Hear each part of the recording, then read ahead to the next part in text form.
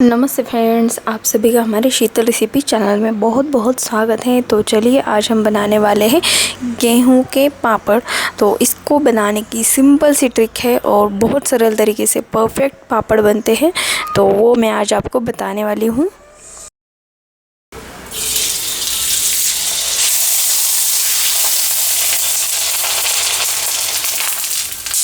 कितना बढ़िया तरीके से फूल चुका है, देखा ना आपने।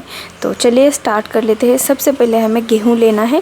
जाड़े वाले मोटे वाले गेहूं लेने हैं हमें, बिल्कुल पतले लंबे से गेहूं हमें नहीं लेने हैं। तो यहाँ पर ये गेहूं मैंने ले लिए हैं। तो मैंने कुरडई भी बनानी थी, तो इस वजह से मैंने ज़्यादा गेहूँ भिगोने के लिए डाल दिए हैं। तो आप जितना आपको बनाना है उस हिसाब से डाल दीजिए। थोड़े डालेंगे तो भी चलेगा, ज़्यादा डालेंगे तो भी चलेगा। आपको जितना क्वांटिटी में बनाना है उस हिसाब से डाल दीजिए। 1 गिलास आप डाल सकते हैं पानी में भिगोने के लिए। तो इसे हमने अच्छे से वॉश कर लिया और पानी सब निकाल दिया। और अब हम इसके अंदर पूरा पानी भर लेंगे फिर से और इसे भीगने के लिए छोड़ देंगे। तो मैंने यहाँ पर 2 बार वॉश कर लिया है अच्छे से, क्या कि नीचे कंकर वगैरह मिट्टी वगैरह होती है ना, तो इस वजह से वो निकल जाए घुल के। तो यहाँ पर पूरा मैंने वॉश कर लिया और उसके बाद हमने पूरा पानी भर के इसे छोड़ देना है 1 दिन पूरा। और अगले दिन सुबह फिर से इसको हमें उठ के फिर से इसका अंदर का पानी चेंज करना है। तो अगली सुबह हो चुकी है और फिर से इस तरीके से गेहूँ हल्का सा फूल जाता है और हमें धूप में रखना है डिब्बे को। और उसके बाद यहाँ पर देखिए इस तरीके से हमें फिर से इसका पानी चेंज करना है, अच्छे से साफ़ करना है गेहूँ को। और फिर से हमें पानी उसके अंदर पूरा भर के डाल देना है और फिर से हमें इसे ढक के रख देना है। ढक्कन भी इसका धो लेना है और हमने इसको फिर से रख दिया। और हमने धूप में रखना है, ये ध्यान में रखिए, ताकि अच्छे से जल्दी से फूल जाते हैं। तो इसे भीगने में और फूलने में 3 दिन लगते हैं। आप 4 दिन भी भिगा सकते हैं। अगर भीगे नहीं आपके गेहूँ तो 4 दिन भिगा लीजिए, लेकिन अच्छे से भीगने चाहिए, तभी इसको हम आगे की प्रोसेस कर सकते हैं। तो यहाँ पर देखिए फिर से मैंने तीसरे दिन भी इस तरीके से अच्छे से साफ़ कर लिया और धो लिया और रख दिया।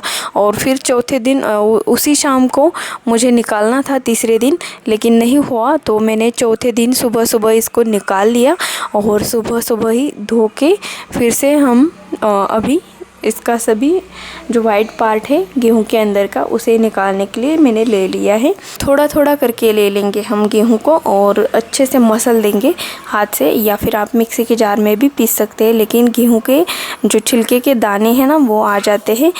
बिल्कुल हाथ से करेंगे ना तो बिल्कुल वाइट पार्ट ही मिल जाएगा, गेहूं के दाने नहीं आएंगे उसके अंदर। और अगर आपको ज़्यादा भिगाते हैं गेहूं तो मशीन भी मिलती है, तो वो मशीन भी ले सकते हैं आप बाज़ार से। या फिर आपको हाथ से दिक्कत हो रही है तो आप मिक्सी के जार में भी करके ले लीजिए। सिर्फ इसके अंदर छिलके आ जाएंगे गेहूं के, बाकी कोई नहीं।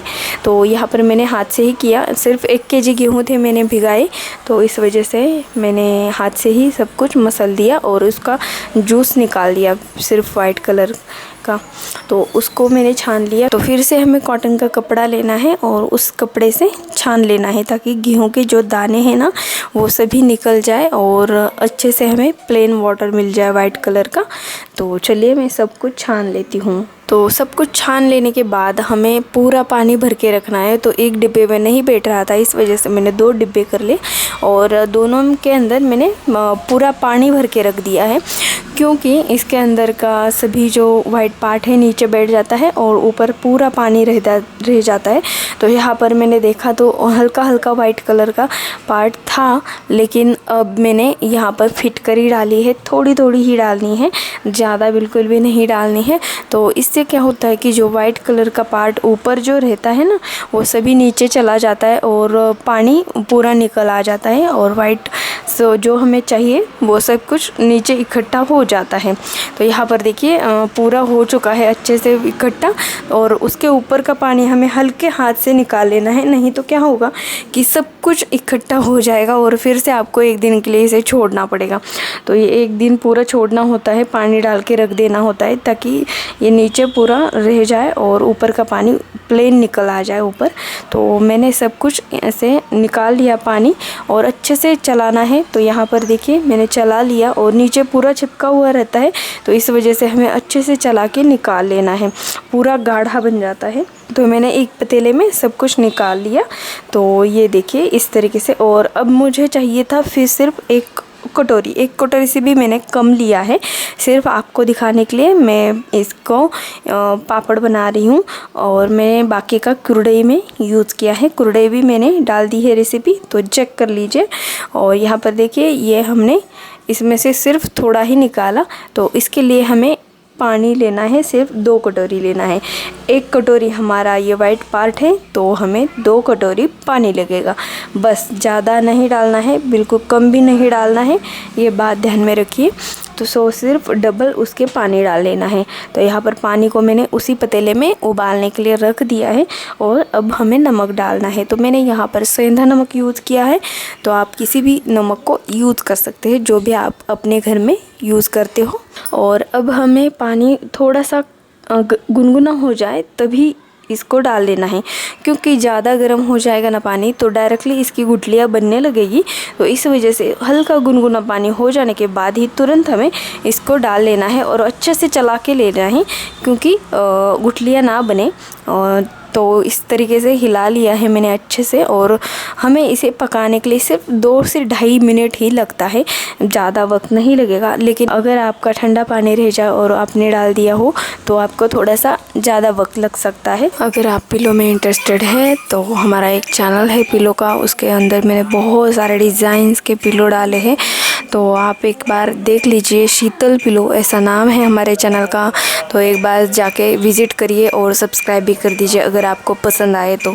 देखिए यहाँ पर ये ध्यान में रखिए, इस तरीके से बैटर हमारा थिक बनना चाहिए। तो देखिए यहाँ पर मैं ऊपर आ चुकी हूँ, बेडशीट डाला है नीचे और ऊपर साड़ी गीली करके डाली थी, और दूसरी साइड मैंने कुरडई डाली है और एक साइड में सांड के डाले हैं। तो अब हम डालेंगे यहाँ पर बीच में पापड़। तो सभी पापड़ को हमें इसी तरीके से राउंड में बना के ले लेने हैं।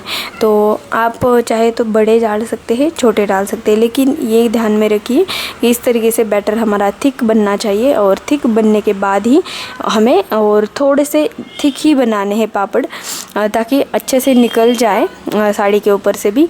और क्या होता है कि थिक बनाते हैं तो फिर से ये सूखने के बाद बिल्कुल पतले हो जाते हैं, तो इस वजह से हमें थोड़े थिक ही बनाना है। ये सिर्फ आपने देखा 1 कटोरी से भी कम हमारा जो आटा था वो था, तो उससे इतने सारे पापड़ बन गए हैं। तो चलिए इस तरीके से मैंने सभी पापड़ को डाल दिया है।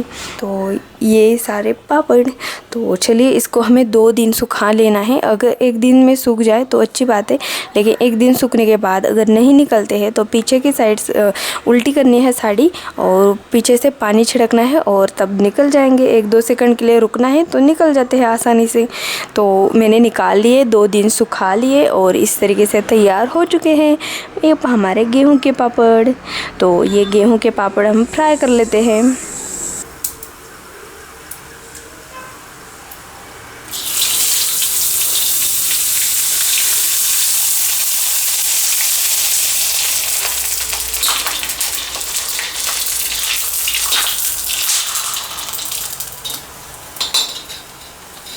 यहाँ पर मैंने लोहे का तवा यूज़ किया है, उसके अंदर ऑयल गरम कर दिया और ये हमने डाला पापड़।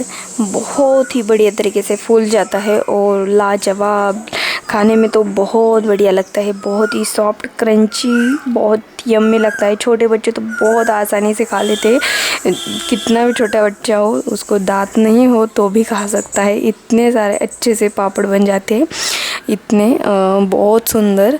तो आपको ये रेसिपी हमारी कैसी लगी? तो आपको ये हमारी रेसिपी अच्छी लगी है तो लाइक कर दीजिए और अपने फ्रेंड्स के साथ शेयर भी कर दीजिए। तो फ्रेंड्स, मैं इस वीडियो के लिए बहुत सारी मेहनत करती हूँ और आपको ये हमारे वीडियो पसंद आते हैं तो अपने फ्रेंड्स के साथ शेयर भी कर दीजिए। और बहुत सारी मेहनत करने के बाद ये हमारा वीडियो बन जाता है और मैं इसके अंदर आपको परफेक्ट तरीका भी बताती हूँ, तो इसके लिए तो लाइक बनता है ना, तो लाइक कर दीजिए और हमें कमेंट कर दीजिए आपको ये हमारा वीडियो कैसा लगा और आपने बना के ट्राई किया हो तो मुझे कमेंट करके बता दीजिए कि हमने ट्राई किया। परफेक्ट तरीका मैं बताती रहती हूँ। तो चलिए मिलते हैं हम अगली वीडियो में इसी तरीके की एक नई रेसिपी लेके। तो तब तक के लिए नमस्कार।